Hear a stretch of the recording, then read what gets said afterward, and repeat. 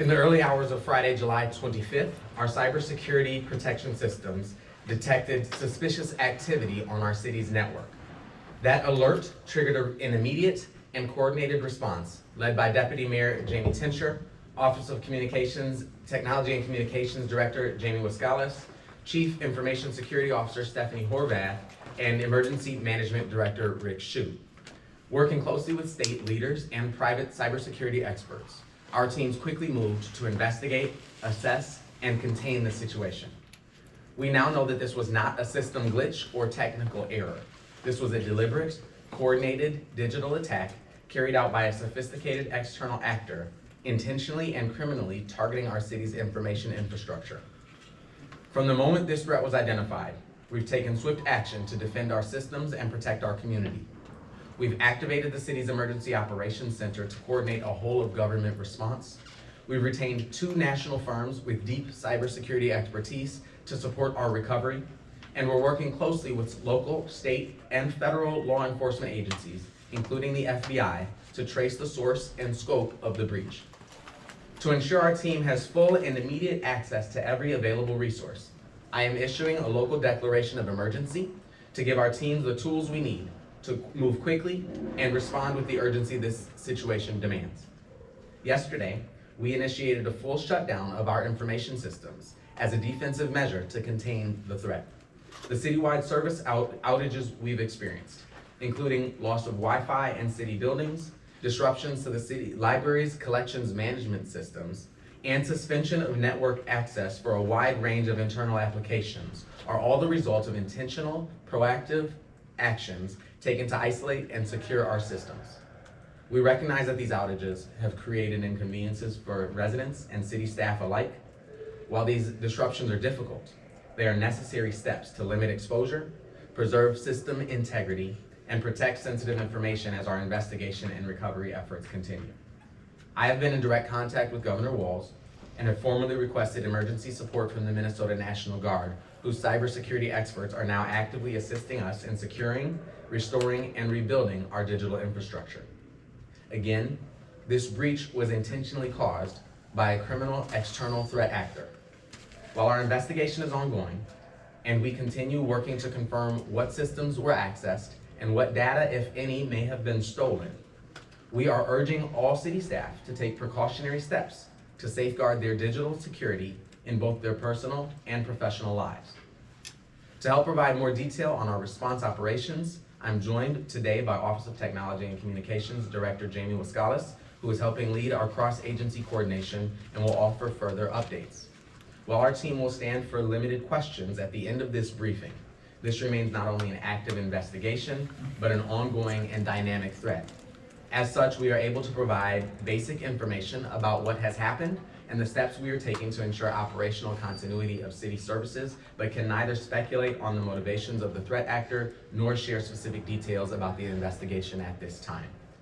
We will continue providing updates as this work progresses.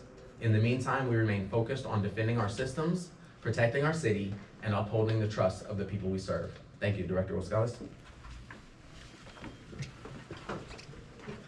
Thank you, Mayor Carter. We are the victims of a serious crime. In response, we have mobilized local, state, and federal partners to support our investigation and response efforts. This incident does remain active, and we continue to assess it in real time. Our teams are working around the clock to understand the full scope of the situation and our plan for the restoration of services. We are taking every necessary precaution to protect our systems and those services, and we will not restore services until we have complete confidence in our understanding of the incident. I am so grateful for the swift actions taken by our Office of Technology and Communications teams, our Emergency Management Department, city leadership, and our local, state, and federal partners. Thank you. Again, I'm able to take limited questions. I can speak to the ongoing efforts to maintain city operations. I can speak to the basic kind of timeline of what's happened. I cannot speculate on the intent of the actor, nor share any details on the ongoing investigation. Mayor Carter, if you could just explain, this is an extraordinary statement that you've just put out. People hearing this are going to be alarmed. What is the specific threat to the public? Is there a threat to the public? And is there a specific threat to the city? Can you be more specific? Right now, we the focus has been on maintaining the continuity of citywide operations and also the integrity of our systems and our data. And so we are working to identify what systems and what data they may have had access to. The conversation is centered around city systems, city technological infrastructure, not necessarily an acute threat to a resident at home somewhere. And so that's what we're working to address and kind of move.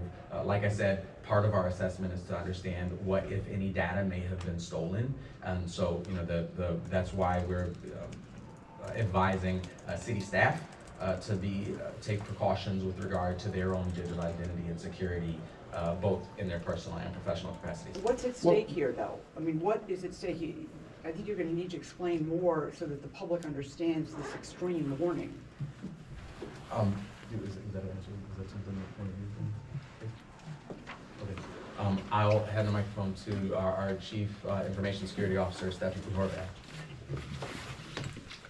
Right now, it is just City St. Paul systems, just the city systems.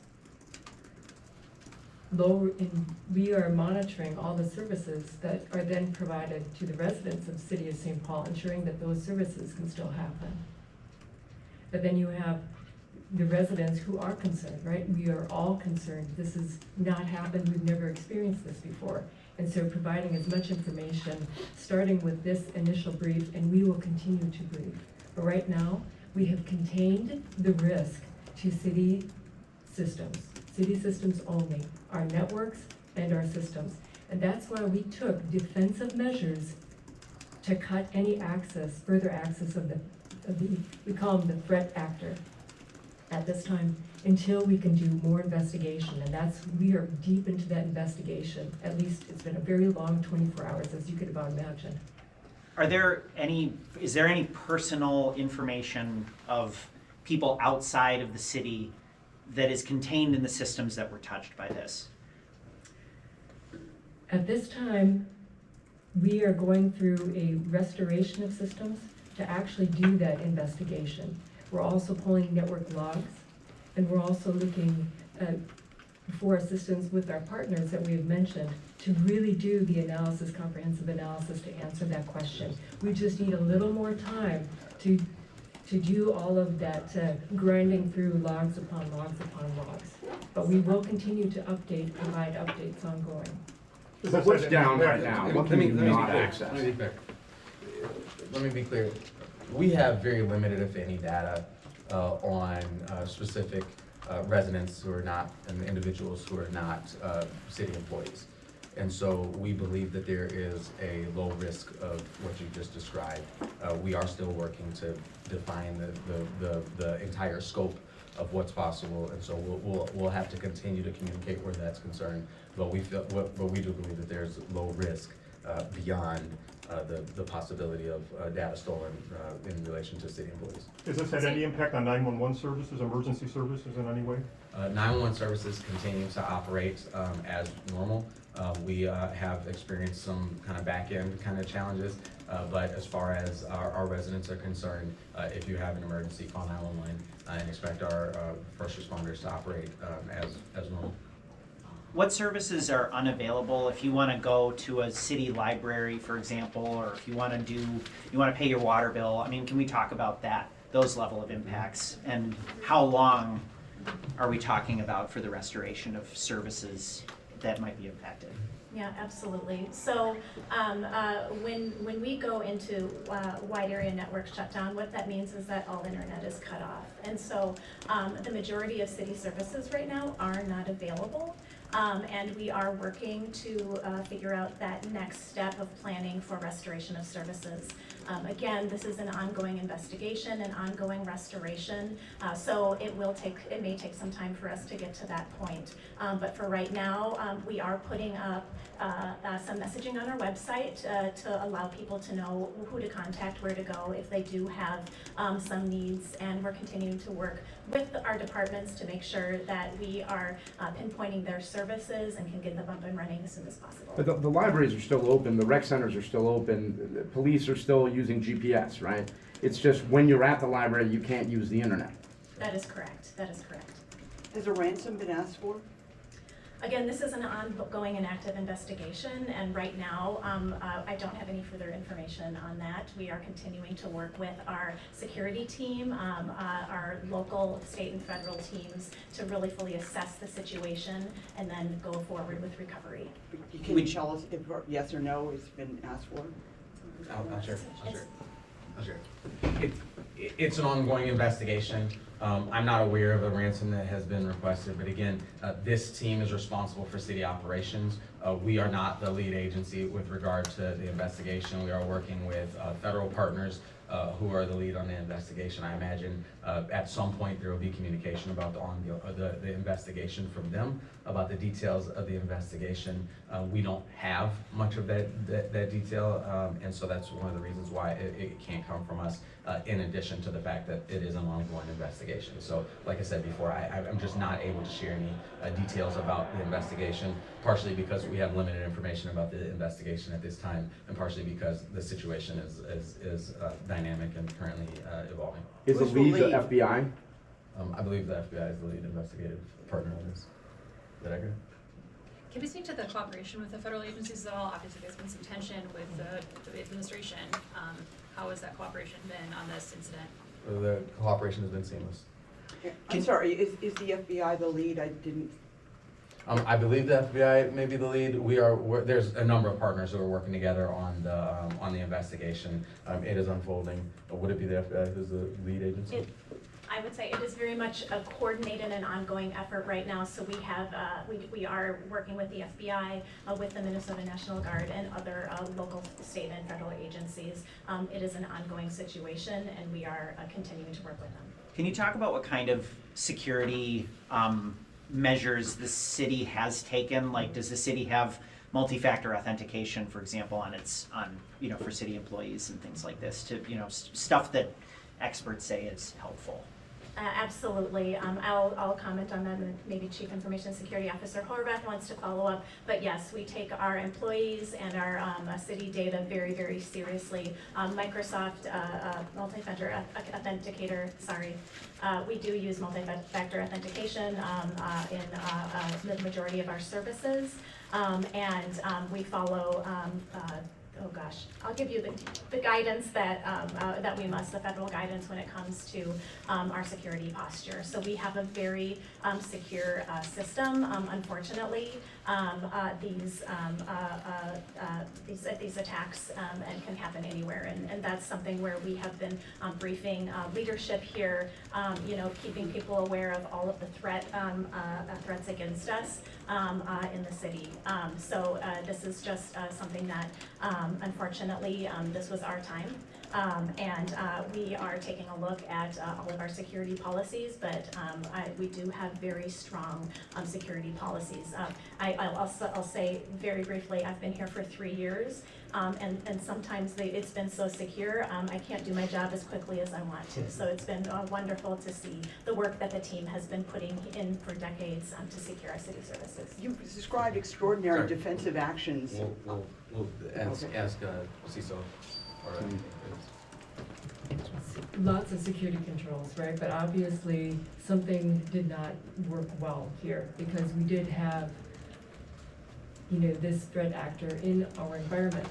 But we have a dynamic and multi-layered security controls. And that's why we are in a containment and took aggressive action to, we are going to isolate and ensure that this threat actor cannot do any further disruption in our network. And so to go through all those layers right now, I don't think would be most prudent, because we are really involved in the investigation, the restoration, but at some point, I am primarily responsible for the security of the city's networks and systems, and so I will answer ongoing questions about our security controls. Well, you've outlined extraordinary defensive actions. What do you think your defensive actions have prevented so far? So one of our major layers was, it's called an EDR, Endpoint Detection and Response System. This response system serves like a little force field on your computer, and it alerted us to some nefarious script activity. That's what first triggered us to, there's something going on within our environment. And that's what spurred on this immediate response to take a lot of containment actions. And I'd like to keep it generic for right now as we have this ongoing conversation. But I would say, once we were alerted, we went to an immediate response of containment and isolation of the data, understanding that we would have to do more evaluations into the systems, all the servers, all the infrastructure, all the switches. And usually when I start talking all of that, people want me to stop talking, but. Thank you, Cecil Horvath. I recognize that there is still a wide breadth of information that we all want. Obviously, this is a rapidly evolving situation, and as we continue to get information and have the ability to share it with you, again, without compromising city services or the integrity of the investigation, we will continue to provide updates as we move forward. That's all we're able to share today. I thank you all for being here. We'll continue to be in touch with further updates as this situation evolves. Thank you much.